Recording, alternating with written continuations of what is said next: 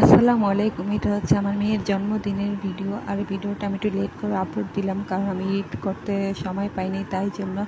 আর এটা হচ্ছে 17 তারিখের ভিডিও, মানে 17 তারিখ রাত্রে 12টার পর তো 18 তারিখে পড়ে যায়। আর 18 তারিখ আমার মেয়ের জন্মদিন ছিল। আর ওর বাবা রাত্রের 12টার পর কেক নিয়ে এসে ওকে সারপ্রাইজ দেয়, আর ও তো খুব খুশি হয়ে যায়। তারপর ওকে আমি একটা নতুন জামা পরিয়ে দিই।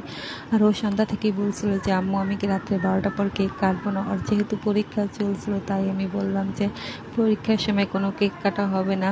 কিন্তু আমি এর আগে থেকে ওর বাবাকে বলে দিয়েছিলাম যে রাত্রে 12টার পর কেক নিয়ে আসতে। আর কেক থেকে তো আমার মেয়ে খুবই খুশি হয়েছে। আসলে বাচ্চারা জন্মদিনে কেক কাটতে পারলে কিন্তু অনেক খুশি হয়, আর বাচ্চাদের খুশি দেখে কিন্তু মা বাবার অনেক ভালো লাগে। যাই হোক, এখানে ওর ভাইকে টেনে আনছে কেক কাটবে, আর আমার ছেলে খুবই খুশি হয়েছে কেক থেকে। কখন কেক কাটবে সেই চিন্তা করছিল। আর এই তো এই মোমবাতিটা দেখলে আমার ছেলে আরও বেশি খুশি হয়, ও হাতে তালি দেয়। আর এখনও কেক কাটছে, আমার ছেলে ও মেয়ে মিলে দুজনে মিলে কেক কাটছিল। আর এই কেক কেটে এখন ওর বাবা ওকে খাইয়ে দেবে, আর সাথে আমার ছেলেকেও খাইয়ে দেবে।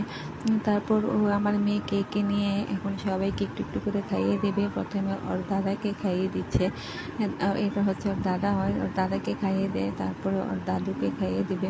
আর এক এক করে ও সবাইকেই খাইয়ে দেয়, কিন্তু সবাই তো ক্যামেরার সামনে আসতে চায় না, তাই জন্য আনিনি। এটা হচ্ছে আমার সাজু লেবু, আর ওকেও খাইয়ে দিয়েছে। তারপর আমার যা ছিল, আমার ছোটো দেবর ছিল এবং আমি ছিলাম, আমাদের সবাইকে ও কেক খাইয়ে দিই এবং আমরা ওকে খাইয়ে দিই।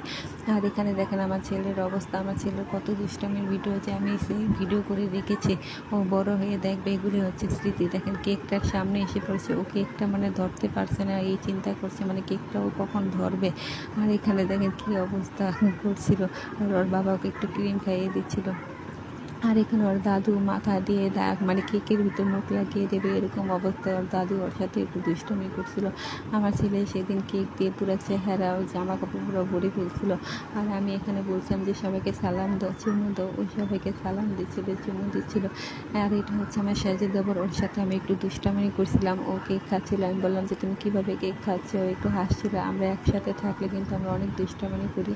আর এখন আমার যা ওকে একটু ক্রিম গড়িয়ে দেবে, তাই জন্য একটু রাগ করছিল। আর আমরা একসাথে থাকলে অনেক দুষ্টামি ফাইজলামি করি, অনেক মজা করি। যাই হোক, এখন আমরা কেক খাবো। কেকগুলো সব কাটা হয়ে গিয়েছে, এখন আমরা সব এক পিস করে কেক খাবো। আর এখানে ওর দাদি আমার ছেলেকে দেখেন কী অবস্থা করছে, মানে ওর নাতির সাথে দুষ্টামি করছে। আমার ছেলেটাকে পুরো বিড়ালের মতন করে বানিয়ে দিয়েছে, দেখেন চেহারা ক্রিম দিয়ে পুরো ভরে ফেলছিল। আর সেদিন ওর জামা কাপড় চেহারা পুরো ভরে ফেলছিল ক্রিম দিয়ে। আর এই তো এখন আমি কেক খাচ্ছি, আর কেকটা খুবই মজার ছিল। আর প্যারিসের কেক সবসময় খেতে ভালো হয়।